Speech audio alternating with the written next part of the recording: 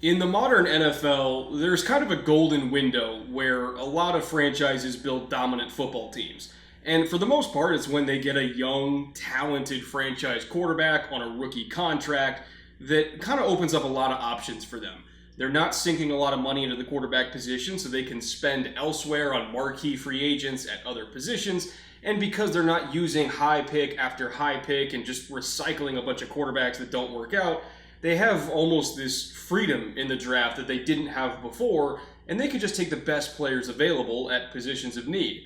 Usually, in that 4 to 5 golden window, we see teams take massive leaps forward from being maybe in the doghouse of their division to being perennially at the top of their division. We saw that happen recently with the Eagles and obviously the Rams, and before that the Seahawks, and before even that, I guess you could say the Ravens before they paid Joe Flacco, and it all kind of fell apart, and then they got Lamar Jackson again and kind of restarted the rookie quarterback contract cycle. So it's absolutely a phenomenon that a lot of teams kind of go through in varying cycles until they hit on the guy, and then they take advantage of that window and they build dominant programs.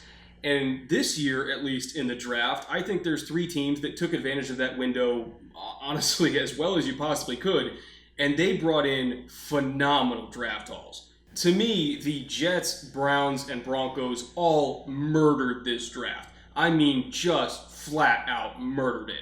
They all have young quarterbacks they really like in Drew Lock, Sam Darnold, and Baker Mayfield. They're all dirt cheap, relatively speaking. They spent a little bit of money in free agency and then filled in holes in the draft. And when I say filled in holes, I mean they got, in my opinion, Pro Bowl caliber players up and down the draft board. They got tremendous value, even going into day 3.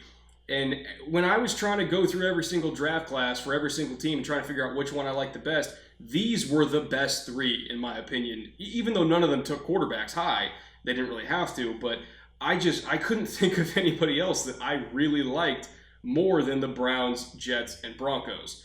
So I'm going to talk a little bit about them today and why I think all of these classes fit so perfectly for the programs they're building. And I know some of you might be thinking, okay, well, I'm not a Jets, Browns, or Broncos fan, and I want you to talk about my draft class. When are you going to do that? I'm going to be doing the division-by-division draft review a little bit different this year. I'm going to have that on the podcast, my podcast, the Bootleg Football Podcast, if you haven't seen me plugging the crap out of that over the last couple weeks. And that's going to be allowing me to kind of do a really deep dive individually into every single division. I just released the NFC North episode today, and it's like an hour and a half long. So if you really want a deep dive into what your team did in the draft, again, check out the podcast. I'll be doing one episode on every single division.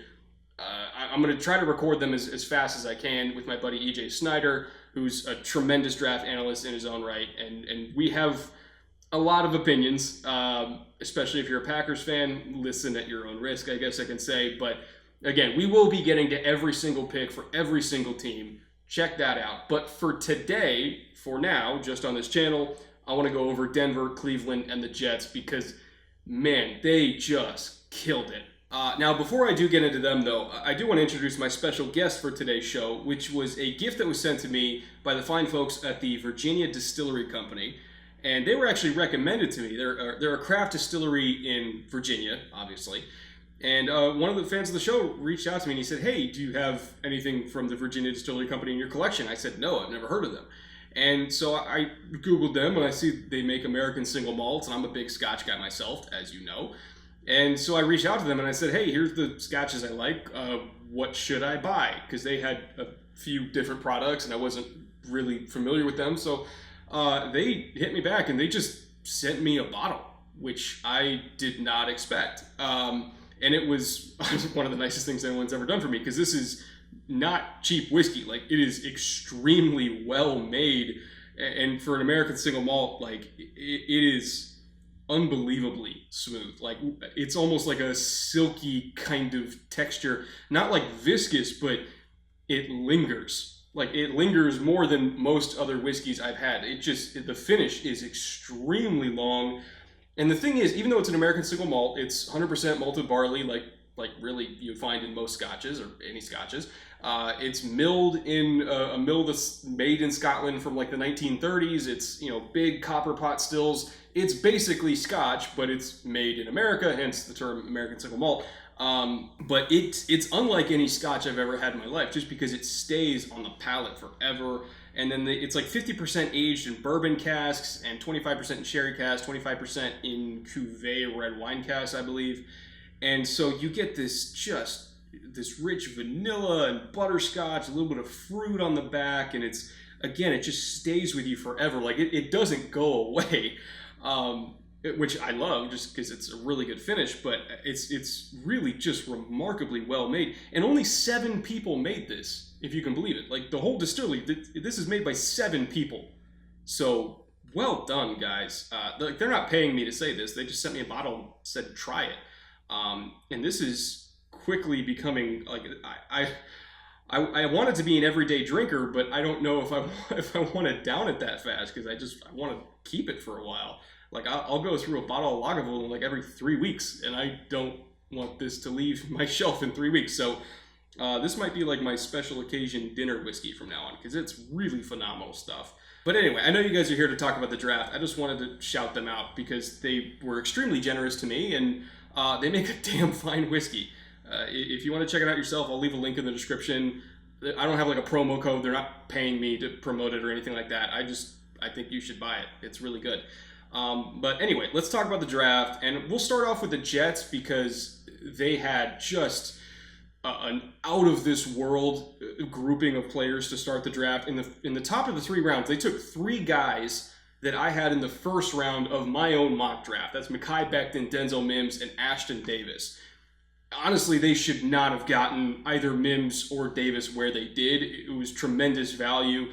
Davis specifically, he only fell because of a medical issue that could not get rechecked because teams can't do checks right now because of the virus and stuff like that. So he should not have been there, and it was unfortunate for him that because of the groin issue, which supposedly is already healed, but doctors couldn't get a look at him for each team, so teams got nervous, and you know how it is. Like Parnell Motley, who's a corner for Tampa, he signed as an undrafted free agent. Same thing happened to him. He didn't get a combine invite, even though he really should have. And then because he wasn't at the combine, he didn't get medical checks, and then he couldn't get medical checks because he couldn't take team visits. And then so he went undrafted, even though he was probably one of the 10 to 12 best corners in this class. Should have been like a 4th round pick. Tampa got him for nothing. So, there's stories like that all over this class of players that are way better than where they were drafted solely because of medical. And Ashton Davis is one of them. I don't know if he's going to outright replace May next to Adams, but the fact that he can play free safety at an elite level, he can play strong safety, he can play in the slot, he can really do whatever you want. Like they can run a 3 safety nickel if they want to and not lose a beat. Like he could even play corner. Like he's just a really fantastic athlete. I mean, we're talking like a championship hurdler, like a 4 or 5 time All-American if I remember correctly. Ridiculous athleticism, legit 4.4 speed, super fluid hips, great feet, really smart, physical tackler. The only reason he went in the 3rd round is because of extremely unfortunate, like I guess technically once a century kind of unfortunate circumstances. He's a really damn good player. They never should have got him that late. Denzel Mims, I don't know why he fell as far as he did into the 2nd round, but again, it's just pure value. The Jets were like, okay, well, we don't have any other super high needs to take. We already have a quarterback. We took a left tackle in the 1st round. Let's take Denzel Mims. He's there. And, he's going to be their wide receiver 1 for the next probably 5 or 6 years. I love Denzel Mims. I did an episode of the Film Room on Denzel Mims because I thought he was legitimate wide receiver 1 material. Ultra physical at X. I mean, he's got speed. Maybe he doesn't play as fast as his time speed, but he's still fast. He's not 4.3 fast, but he can still take the top off the defense a little bit. But really his main value to me is the physicality he plays with, the ball skills he's got, underrated route runner, as I said.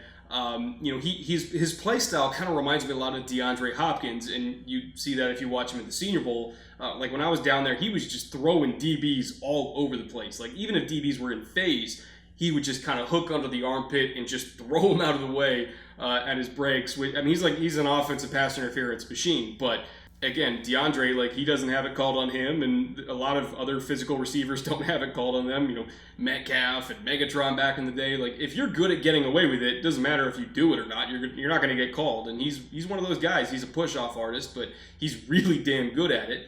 And so I think his ability to win on contested catches, just dominate on the boundary on 50-50 balls. He's got a little bit of speed to him. Again, better route runner than you think. I think he's tough over the middle. I mean, he blocks his ass off. Just a really, really solid all-around wide receiver. Love that pick for them.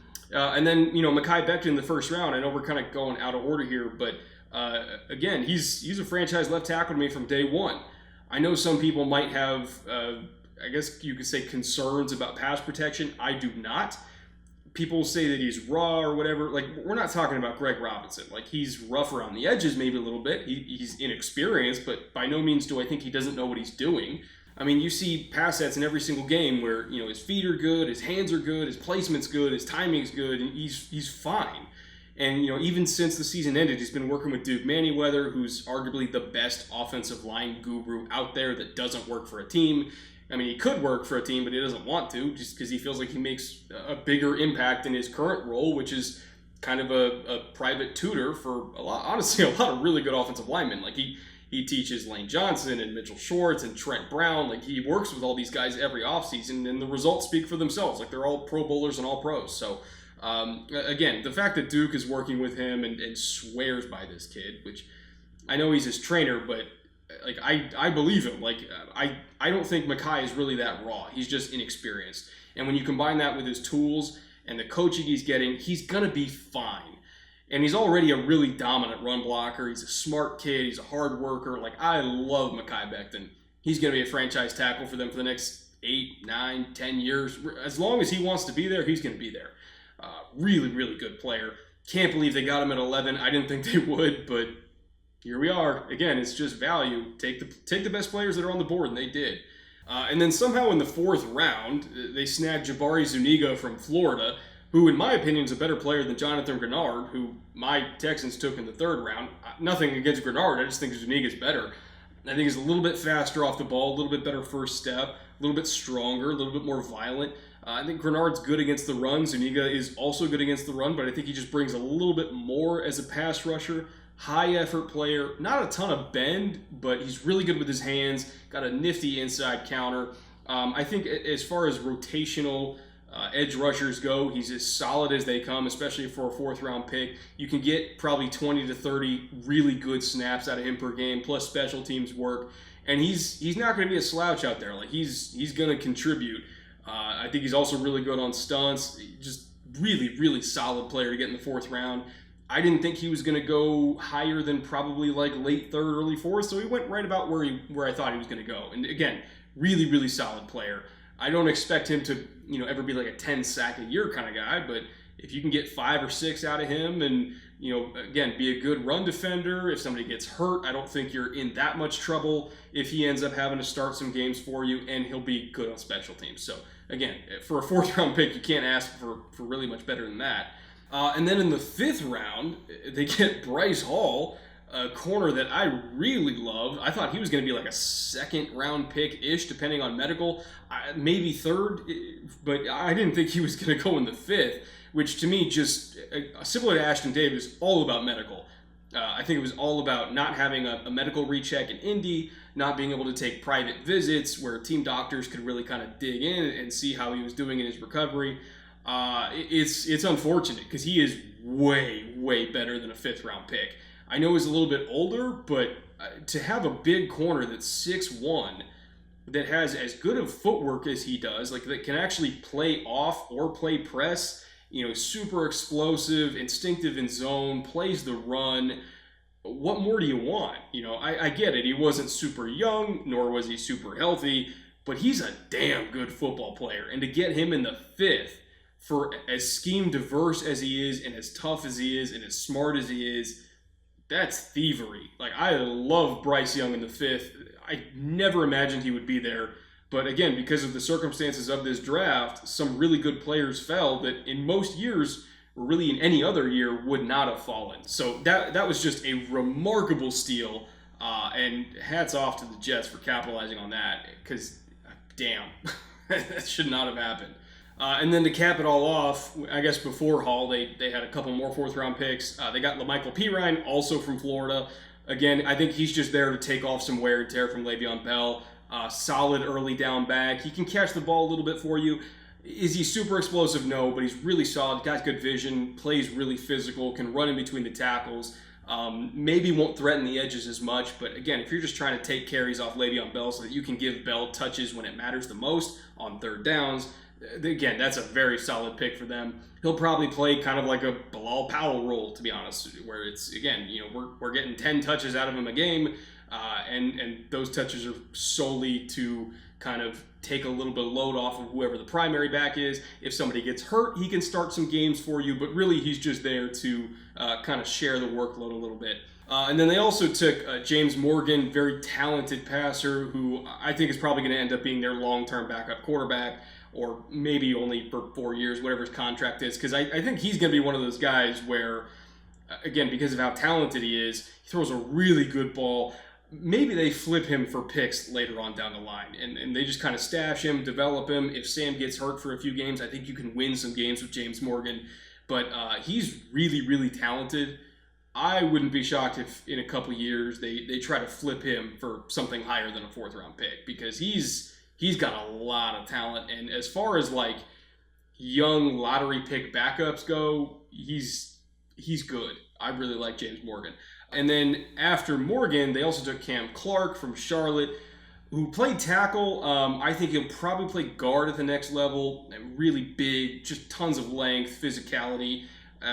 Maybe they can try him at right tackle and compete for that job. Becton is obviously going to win the left tackle job, but maybe you can try him at right, and then if that doesn't work out, you move him into guard. Either way, I think he's going to get on the field. Again, just tons of length and power. His best spot's probably guard, but getting that in the fourth round, potentially a starting guard, really good value. And then after Clark, or should I say way after Clark, because we're skipping right back over Bryce Hall. Again, sorry for kind of skipping around here, but their class is just so loaded, it's hard to keep track. But their last pick was Braden Mann from Texas A&M, who was widely considered the best punter in this class too, coming out of Punter U. The Aggies are known for their punting talent. So again, solid special teams contributors between Zuniga and Mann, potentially starting offensive linemen. Well, we know Becton's going to start, but you potentially get a starting guard in Clark. You get a starting safety day one in Ashton Davis. Like, I honestly think he could beat out May. Like, I love Davis. You get a starting wide receiver day one in Denzel Mims. You get a rotational running back in LaMichael Pirine. Like, there is top to bottom. I don't not like any of their picks at all. Great class for the Jets. Legendary class for the Jets, to be honest. And if it were not for the Browns and the Broncos, I would think the Jets had the best draft in the whole league. Because when you look at the Browns class, good God, it is utterly absurd to me. The value that they were able to get is just crazy. Starting off with Jedrick Wills, they got the best tackle in the whole class to me. And keep in mind that Wills was my OT1, Becton was my OT2. They ended up going, I guess, second and third behind Andrew Thomas. But to get the best tackle in the class in Jedrick Wills at 10th overall and not have to trade up, not have to give up any assets is crazy. I mean, I did a film room episode on him for a reason. I wanted to show why he was my top tackle, because he's got everything. He's got athleticism, he's got length, he's got power, great run blocker, super smart, high character, great work ethic. He's my favorite tackle since Laramie Tunsil, which 4 or 5 years ago, whatever that was. He's a home run pick. I still cannot believe he went 10th overall. He is way better than the 10th best player in this class. Honestly, he was the best player at Alabama last year. Out of all of the Alabama players on that offense that went in the first round, Tua, Judy, Ruggs, the 2 receivers they're going to have go in the first next year, Jedrick Wills was their best player. He really was. Like, in terms of, he wasn't the most valuable player, that was Tua, but in terms of their best player, that was Jedrick Wills. To get him at 10th is a coup. And then in round 2, you get Grant Delpit, who was my highest graded free safety in this class, or pure free safety. Ashton Davis was my highest graded safety overall, but just in terms of pure center field, range, ball skills, instincts kind of safety, the Earl Thomas, type safety, that's Grant Delpit. Like, he is really, really deadly with how much range he has. A little bit of a tackling issue, I guess you could say, but remember he was playing hurt last year, which definitely affected him. And it wasn't really a lack of willingness to tackle. It wasn't like C.J. Henderson. Like, he's willing to tackle. He's willing to hit you. He just takes really bad angles. So, all in all, it's kind of a similar skill set to when Eddie Jackson was coming out and Malik Hooker, who were both not good tacklers, but they were excellent center field safeties. Malik, I think, has been kind of miscast in his system in Indy, but Eddie was used perfectly, and it paid off by him being a first-team All-Pro. And I think Grant Delpit can be that kind of guy too. Just unreal burst and range and ball skills. He's going to be a difference maker for the Browns from day one. He's going to be their free safety starting from day one. Like, he's the best safety on the team, and he hasn't even taken a snap yet. I cannot believe the value they got him in the second round. And then you come back in the third round and you double up with Jordan Elliott and Jacob Phillips, two super high upside, more kind of projection picks, I guess you could say. Specifically with Elliott, he's probably more of a rotational pass rushing 3 technique, which is, I guess, kind of the same role that Larry Ogunjobi has, but I mean, why only have one Larry Ogunjobi when you could basically have 2 of them? Jordan Elliott's pretty much the same guy. And then Phillips, specifically, a little bit undersized. God, that finish just lingers forever. I freaking love it. It's like just drinking silk is what it is. It's almost like honey-like. It's not even thick. It just stays there forever. God, that's good. But Jacob Phillips, anyway. So a little bit undersized, only 230 pounds, but he plays like a true Mike linebacker. I don't think he really knows how to use his hands yet. He's only started, I think, for like a year and a half, maybe 2 years at most. And I think he still has a lot of work to do. He's not as natural to the position as Patrick Queen, who just stepped in and was immediately amazing. I think Phillips has traits, but he doesn't quite know how to use them yet. He's really fast. He's really explosive. But again, just getting off blocks. He doesn't get off blocks as well as Queen did, who was his running mate at LSU last year. I think he can guess a little bit. The instincts need a little bit of refinement. But in terms of tools, man, he is gifted. Like almost a 38 or 39-inch vertical, something like that. Really fast. Like, again, you see that on tape. Like, he is really explosive. When he sees it and he hits it, he hits it. He is just as athletic as Patrick Queen, in my opinion. Again, but Patrick Queen's just a little bit better of a natural linebacker in terms of vision, in terms of instincts, in terms of fluidity. I think Patrick Queen has better hips. But Jacob Phillips, as far as third-round linebackers go, is a really good value. At minimum, I think he's going to be an excellent special teamer that could probably kind of rotate in at linebacker as a rookie. And then hopefully he kind of works his way into a starting role eventually. But I think he's going to be a good player. I don't know how good yet, but I think he's going to be good. If he really unlocks all of his athleticism, kind of packages that with better eye discipline and honestly just knowing how to use his hands and get off blocks for once, because he's more of like a shoulder slammer than like an actual stack and shed guy. If he learns how to do that, he's going to be really good. So at minimum, I think he's going to be a good special teams player, as I said. And then moving past the third round, somehow they landed Harrison Bryant in the fourth. That one befuddles the mind, I guess you could say. Like Cole Kmet in the second versus Harrison Bryant in the fourth. Not a competition to me. I'm taking Harrison Bryant in the fourth all day long, especially at that value of a pick. Like, you could argue that Harrison Bryant was the best tight end in this class. For a lot of people, he was. For me, he was kind of tied with Kmet, but he went 2 rounds later. Like, I could have justified taking either one of them first, but taking one of them 2 rounds before the other is crazy to me. Like, I would rather have Harrison Bryant. Really good route runner. We saw that at the Senior Bowl. Like, he's a really good receiver. Not all the way there yet as like a true Y in terms of blocking, but he's high effort and he's strong. And when he latches, he can do a lot of work. Technique-wise, he's just not all the way there yet. But he's got the frame and he's got the strength for it.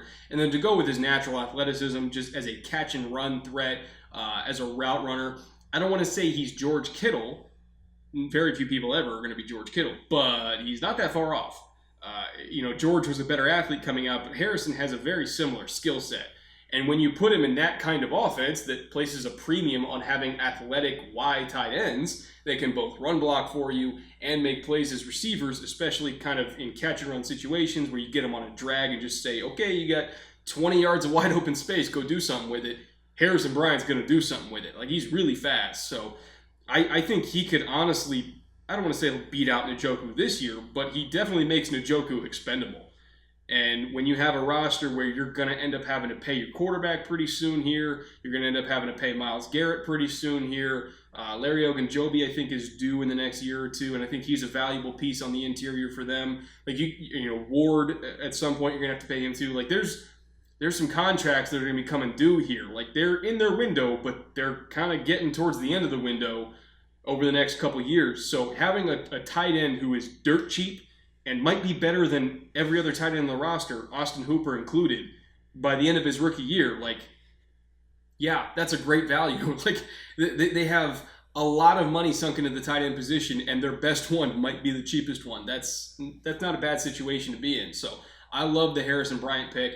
And then in the 5th round, they got Nick Harris. Tremendous value, at least, again, for them. When I talk about value, there's a lot of teams that would never touch Nick Harris. Like, pure gap teams are not going to touch Nick Harris. He's not their kind of center. But zone teams probably loved him. He was the second best zone center in this class. Matt Hennessy, who went to Atlanta, who's going to be the long-term option to replace Alex Mack, he was the best zone center, probably fairly. That would be consensus to me. I don't know anybody that liked Harris better than Hennessy. But in terms of, like, 5th round values for a predominantly zone run game, like getting a center as quick as Harris who can reach block really well. In terms of snap to punch, really, really fast. He's tough to attack the snap hand with because he gets it up so fast. You know, he's not the strongest guy. Like, if you do get into his chest, he doesn't really have the strength to re-anchor, which is probably why he fell to the 5th round. Yeah, you know, I think you've seen some defensive tackles kind of run over him a little bit. But if he can improve his strength in an NFL conditioning program, particularly his core strength and his lower body strength, and just kind of establish that anchor, he can almost be kind of I don't want to say he's Jason Kelsey, but a similar kind of player in terms of build and quickness and skill set. And that's what they're banking on. Like, he doesn't have to start now. He's going to be the backup center. But I think if you build his strength over the next year or two, I think he can be a really good center for a zone team like Cleveland's going to be under Kevin Stefanski. Like, their favorite play is outside zone lead, or at least it's going to be. And having a center that has the quickness to execute that play at a high level, I think, is imperative. So, again, high-value talent for their system. Love that pick for them. And then after Harris, their last pick in the draft, one that certainly I did not expect was Donovan Peoples-Jones from Michigan. And I didn't expect it because I thought he was going to be long gone. This guy was my 6th ranked receiver in this class. I thought very highly of Donovan Peoples-Jones. I never imagined he'd be there in the 6th round. I'm still trying to track down exactly why he fell. If there was a medical thing, potentially a character thing. I'm still not 100% sure what the reason was. I'll see if I can put some feelers out and figure that out for you guys, because that one blew my mind. But in terms of pure on-field talent, he's not a 6th round pick. I think anybody you talk to would tell you he's not a 6th round pick. He is a day 2 pick in terms of on-the-field talent. Extremely explosive, really good route runner.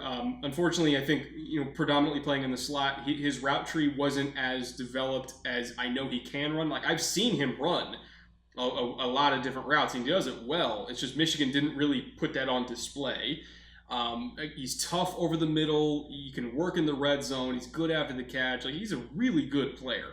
Is he as talented or as developed or, as tough as some of the guys I have ahead of him, like Mims and Justin Jefferson and Michael Pittman? No. But in terms of a slot receiver that has a little bit of speed to take the top off, tough over the middle, some size, some physicality, like, he's really good. And to get him in the 6th round is a steal. And if it's a character thing or a personality thing or whatever, like, there's been some rumblings about that. I kind of don't care. Like, you put him in a room with Odell and Jarvis. Say what you want about Odell Beckham and Jarvis Landry. Those guys are professionals on the field. They're professionals off the field. They work extremely hard. They're really, really good teammates. They love the game of football. I think all this narrative about, oh, Peoples-Jones won't be able to learn good habits from Odell Beckham. Fuck that. Like, Odell Beckham is a great football player. Everybody loves him who's ever been a teammate of him. He works extremely hard. The dude's a great football player and a great teammate. Same thing for Jarvis Landry. I have no qualms about Donovan Peoples-Jones learning from Odell and Jarvis. He's going to learn how to be a pro. He's going to learn how to work.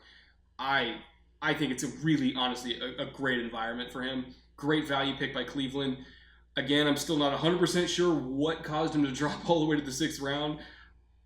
I can't imagine it was something serious enough to warrant this, because he's way too talented. In a word, he's way too talented.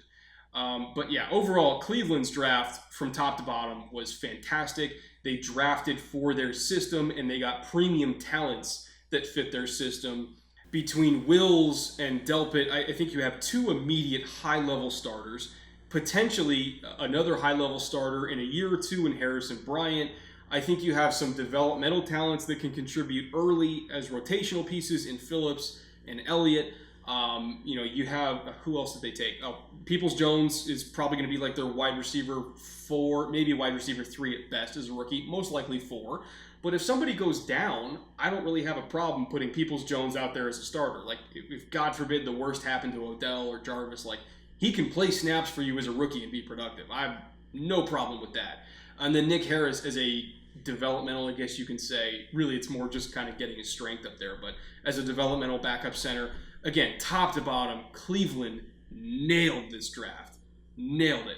Andrew Berry, well done, sir, for your first year in the job. This was as good a draft as any Browns fan could hope for a first-year GM. Only to be outdone, though, by a seasoned veteran GM with a Super Bowl ring, who I've criticized plenty in the past. There have been some draft classes that I did not like from John Elway. But man, once he found Drew Lock and kind of the monkey was off his back in terms of finding a young quarterback, he wasn't just relying on free agents, and he was free to just take the best player on his board. Wow. John Elway. Wow. I mean, top to bottom, again, it's very similar to the Jets and the Browns, but you look at some of the values Denver got, and you also look at kind of the theme that they were building for. They're going after Kansas City. Like, they're not going to roll over. They're saying, okay, you guys can put up 40 points a game. We're going to try to put up 40 points a game. Like, we got a young gunslinger quarterback with a great arm. We're going to surround him with speed, too. You got a bunch of speed for Pat. We got a bunch of speed for Drew. Let's go. Like, they're lining up for a track meet, and I cannot be happier to see it. I mean, the games between Denver and KC next year are going to be flat out batshit insane. So much speed on the field. You look at, I'll just kind of run through it here. You look at Tyreek Hill, Travis Kelce, Mecole, Sammy, obviously Clyde Edwards-Helaire. You take all those weapons plus Pat Mahomes plus Andy Reid. You put it up against Drew Lock, who's a young quarterback I really like. Cortland Sutton, phenomenal receiver. I thought he should have been a first-round pick. He went in the 2nd round. I still don't know why Dallas passed on him when he was coming out. He wanted to be a Cowboy, and they didn't take him. But anyway, that's neither here nor there. Love Cortland Sutton. Number 2 is Jerry frickin' Jeudy, who's a great receiver. I did not think he was going to get past like the 12th pick, and then he did. He'll probably catch 70, 80 balls as a rookie is numbers that I think are pretty realistic, just considering how good of a route runner he is. He's going to be the 3rd down option in that offense. And then, as I mentioned, you got Hamler in the slot, who's a true burner. You want to get vertical from the slot, he can do it. Like, he's not just one of those kind of quicker than fast slot receivers that you see that are undersized where we're running a lot of option routes. He can do that, but he can also go vertical for you from the slot, which is immensely valuable, especially when it comes to creating space for Sutton and Jeudy to do their thing. Not to mention the running backs they have in Gordon and Lindsey. They took Alberto, he did not play 4-4 fast on tape, but his best play is just using his frame, going up and getting it in the red zone. Like, they drafted him solely for the red zone. I think if you get 6 touchdowns out of him as a rookie, that's a pick well spent. For a 4th-round pick, you get 6 touchdowns on 12 to 20 catches, whatever he's going to get. That is a pick well spent, because that is somebody who can finish drives for you.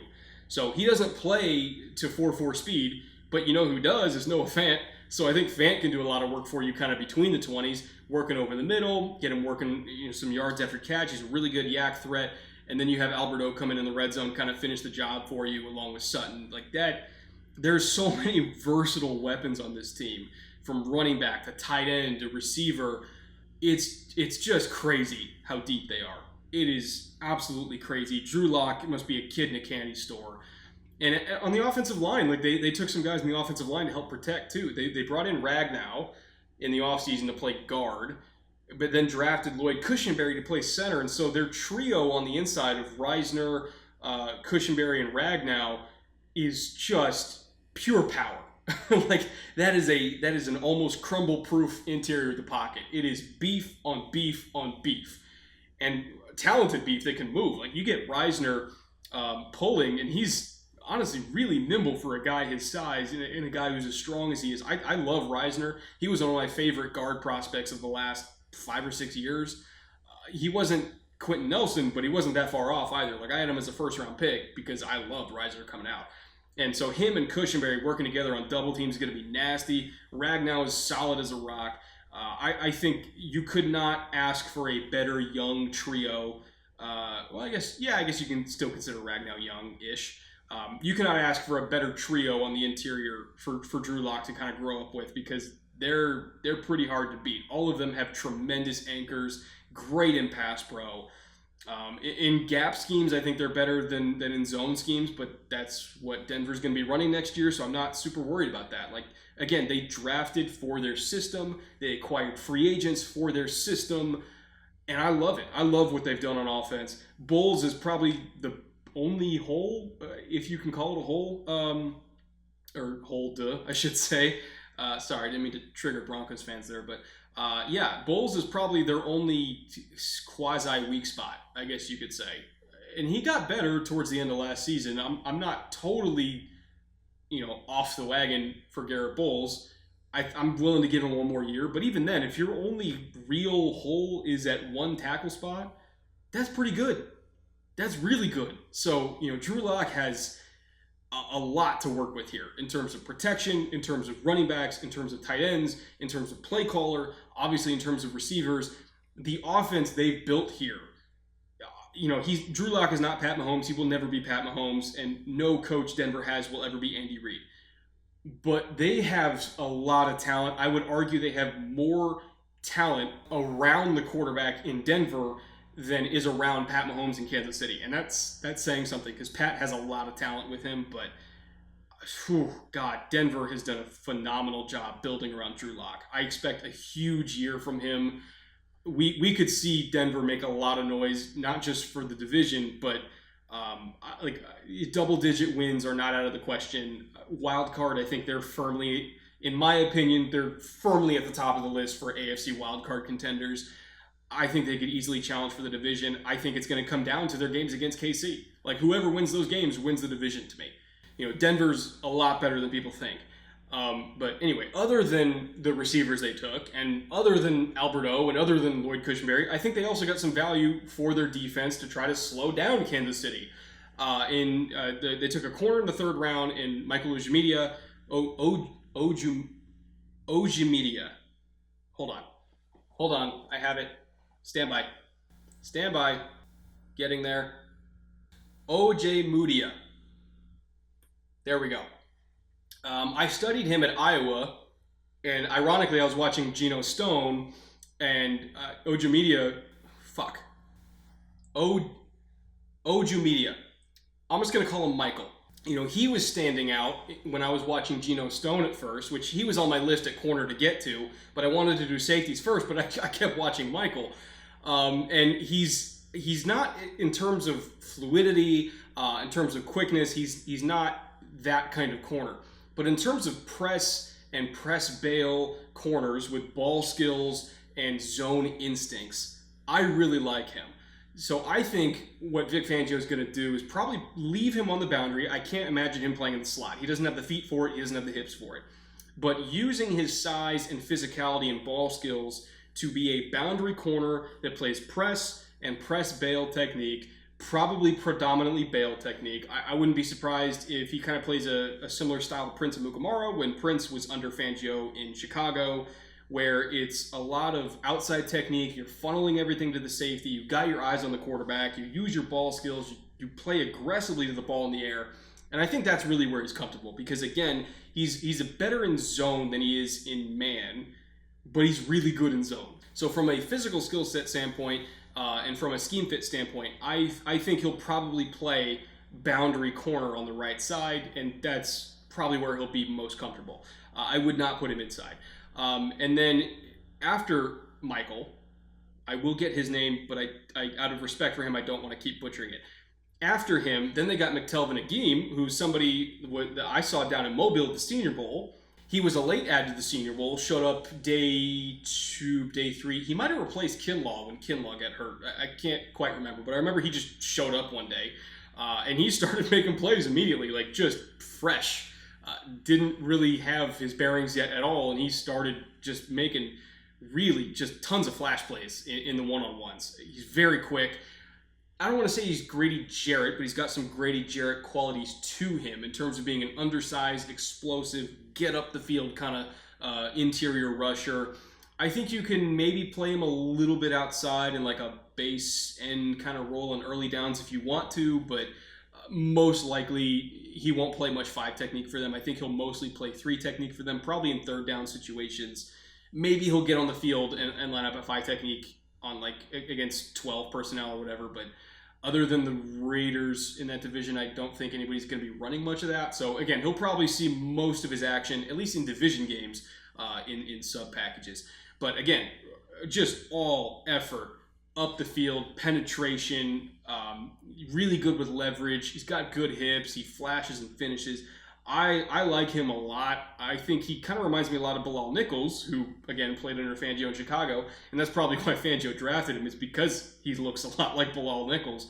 And he'll probably play the similar kind of role that Bilal plays in Chicago. So, again, tremendous value in the third. I thought he had a chance, depending on if there was kind of an early run on defensive tackles. You know, if we saw Gallimore go early, if we saw Blacklock go early, if we saw even Jordan Elliott go early. Like, I thought Agim was a guy who might sneak into the late second round. To get him in the third, I think is very fair value. Loved him as a player. Hi, bud. Hi. You want to say hi to the people? You want to say hi? Oh, hi, buddy. Oh, okay. Hi. What was I saying? Day 3 for Denver. They got Justin Strnad. They got Tyreek Cleveland. They got Nathani Moody. Oh, did you have to put your tail in my face? And then they got Derek Tuszka from North Dakota State. Again, just solid. We're taking swings. Worst case, I think Tuszka in particular should not have been a 7th round pick. I'm not 100% sure why he fell to the 7th round. But as a rotational edge, I think he's got a shot to get significant snaps, even for a 7th rounder. Worst case scenario, I think he's going to be a star on special teams. Tyreek Cleveland, I don't know if he'll be able to make the roster as a rookie, but he'll probably be a pretty strong practice squad candidate. Nathani Moody, depending on injuries and stuff like that, I think might be able to stick as a swing guard for them. I don't imagine him ever beating out Reisner or Glasgow, but you could do worse for a swing guard. The only reason he went that late is because of injuries anyway. And then who's the other one? Strnad, tackling machine. They were kind of linked to Kenneth Murray for a while. Some people speculated they were looking for another starting linebacker. I don't really think linebacker was that big of a need for them. I think they really were more looking for depth and somebody who could play special teams and then maybe work their way onto the field later. Strnad has really good instincts. He's highly thought of, I think, among special teams coaches because he tackles really well and he's really good in space. So I think that was mostly a special teams pick, but also somebody who I think can maybe work their way onto the field as a rotational linebacker, or if somebody gets hurt, I think he can get his way on the field there. But again, he's really good instincts, really good tackler. He puts up I don't want to compare him to Zach Cunningham, but not really the same frame. But in terms of the ability where just everywhere the ball is, he just kind of finds his way there. It's very Zach Cunningham-ish when Zach was coming out of Vanderbilt. And I love Zach coming out of Vanderbilt. Sternad does not have Zach's tools, but in terms of instincts and just always being around the ball, very similar guys. So he'll probably make the roster on special teams ability alone, and then we'll see what happens. But for a day 3 pick, I think it was a 5th round pick, what more could you want? But overall, Denver had a really just ridiculous class, a franchise-changing class. I think it gave them a good shot at challenging for the division. I still think Kansas City is better overall, mainly because they have Pat Mahomes and they have Andy Reid, but Denver is going to win a lot of games this year, barring injuries, of course, but all things being equal, I think Denver's roster around Drew Lock, you could argue it's just as good, if not slightly better at a few key positions than the roster that surrounds Pat Mahomes. The difference really is quarterback and coach, which is a big difference. That's why I think Kansas City's going to win the Super Bowl again. They're at least my favorite to win it again. But Denver's not going to make it easy on them. And I think their games are going to be fireworks shows. I really do. So that'll do it for today. Again, check out the podcast, the Bootleg Football Podcast. I'll be going deep in depth. Every single team, every single pick with my buddy EJ Snyder, who knows honestly a lot more about a lot of these guys, especially the late round guys, than I do. The dude's a machine. He studies everybody. But yeah, we're going to be going through every single pick for every single team. NFC North episode is out now. We're going to be doing AFC North, probably recording it, honestly, after I'm done recording this. And we're also doing an episode on UDFAs too, because EJ's a big nerd for UDFAs. Check out Virginia Distillery Company, the Courage and Conviction. That's what I have here. Phenomenal whiskey. And I'm going to down it right now. Oh, hey, don't do that. Now you've met my cat. We've drank together. We've talked football together. Thank you for watching. I'll be back next week with the Film Room. Eagles fans are going to want to watch it. And yeah, until then, we'll see you later.